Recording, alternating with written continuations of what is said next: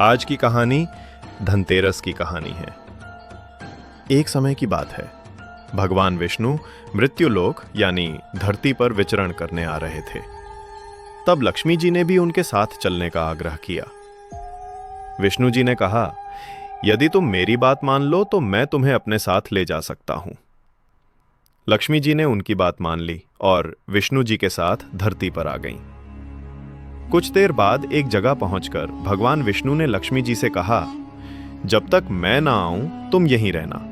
मैं दक्षिण दिशा की ओर जा रहा हूं, तुम उधर मत आना। विष्णु जी के जाने पर लक्ष्मी जी ने सोचा, आखिर दक्षिण दिशा में ऐसा क्या है जो मुझे वहां जाने से मना किया गया है, और स्वयं भगवान वहां चले गए।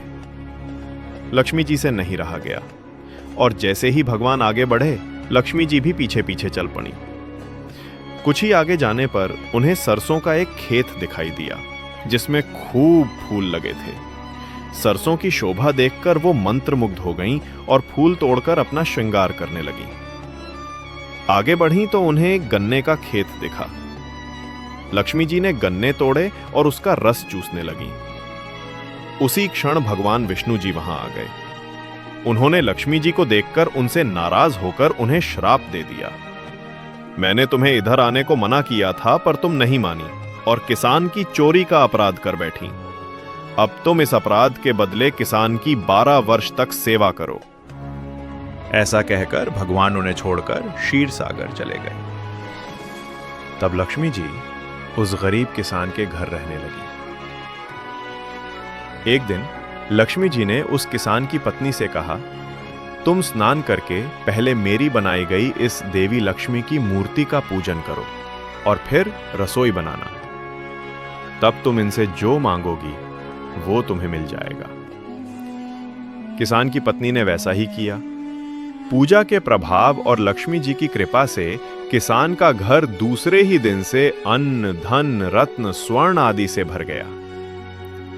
लक्ष्मी जी ने किसान को धन धान्य से पूर्ण कर दिया।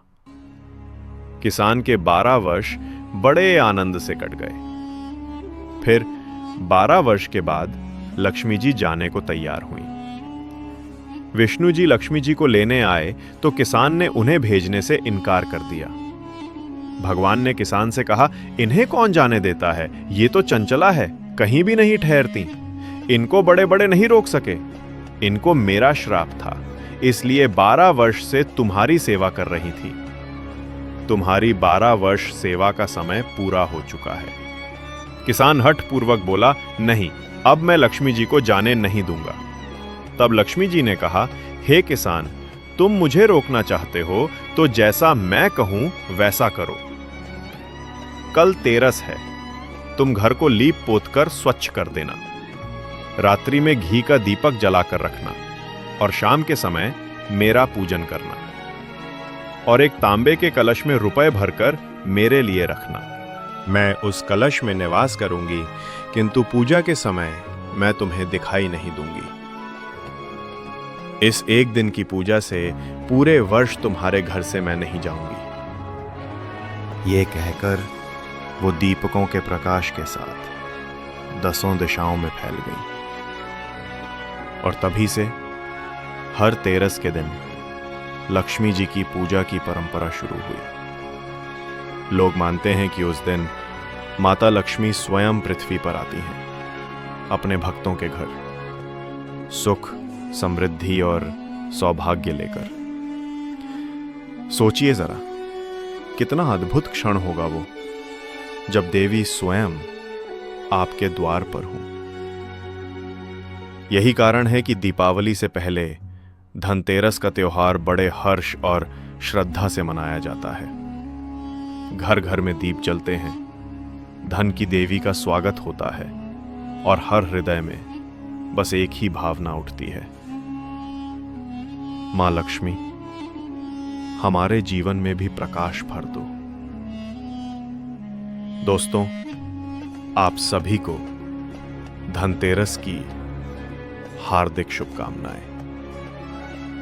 ऐसी और प्रेरणादायक कथाएं सुनने के लिए चैनल देव भक्ति की शक्ति को सब्सक्राइब करें। धन्यवाद।